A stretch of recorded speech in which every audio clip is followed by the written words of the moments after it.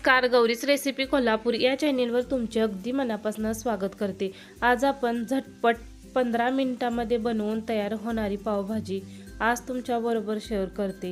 Video अगदी शेवटपर्यंत नक्की बघा। तर पावभाजी म्हटल्यावर भाज्या तर आल्याच, मग त्या कोणकोणत्या भाज्या? तर या ठिकाणी मी 1.5 वाटी फ्लावर घेतलं होतं, 1 वाटी वाटाणा, शिमला मिरची एक मोठी घेतली होती, थोडंसं बीट, 2 गाजर आणि इथं बीन्स घेतले होते।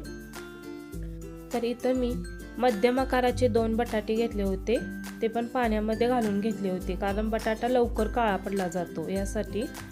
आणि एक मोठा कांदा चिरून घेतला होता, 2 मध्यम आकाराचे टोमॅटो। शिजवण्यासाठी इथे गरम पाणी करायला ठेवलं होतं गॅसवरती।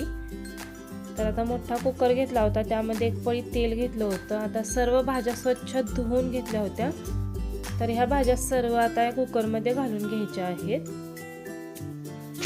आता पावभाजीला सुंदर कलर येण्यासाठी तर मी बीट पण वापरला आहे, तर तुम्ही बीट खिसून जरी वापरलं तरीही चालेल। तर आता भाज्या आहेत त्या 1-2 मिनिटं छान अशा तेलावरती परतून घ्यायच्या आहेत। तर भाज्या इथे 2 मिनिटं छान अशा परतून घेतल्या। त्यामध्ये आता 1 चमचा मीठ घालायचं आहे।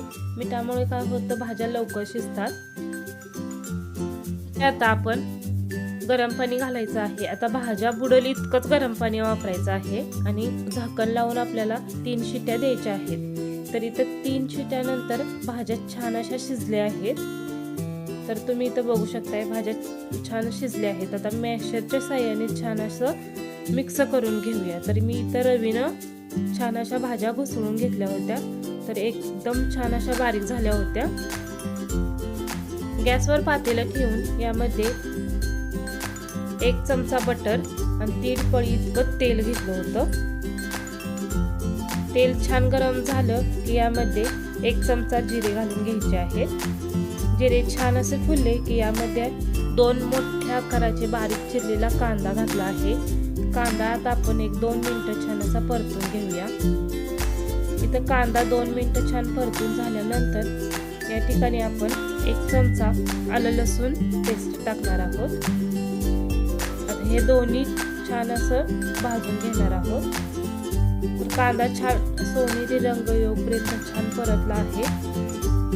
आता यामध्ये 2 चमचे घरगुती लाल तिखट, 1 चमचा काश्मीरी पावडर, धने पूड 1 चमचा, जिरे पूड 1 चमचा आणि पावभाजी मसाला 1 पुडी घातली होती।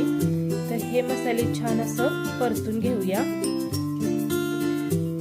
तर इथं मसाले छान असे परतले आहेत। आता आपण बारीक केलेली पावभाजी यामध्ये घालून घेऊया। तर इथं छान असं मिक्स करून घेऊया आणि 5 मिनिटं छान खळखळून उकळी आणूया। आता वरून थोडीशी कोथिंबीर, थोडंसं आपल्याला मीठ घालायचं आहे। सुरुवातीला आपण मीठ घातलं होतं भाज्या शिजवण्यासाठी, तर त्या हिशोबानेच आपण आपल्या आवडीनुसार कमी जास्त देखील करू शकता। पावभाजी एकदम छान अशी खळखळून उकळी आली आहे, बघू शकताय तुम्ही। इथे कलर पण इतका सुंदर आला आहे। तर यामध्येच आता मी 1 चमचा बटर घालते आणि वरून आणखी थोडीशी कोथिंबीर ऍड केली आहे। बघू शकता इतका कलर मस्त असा भन्नाट आला आहे।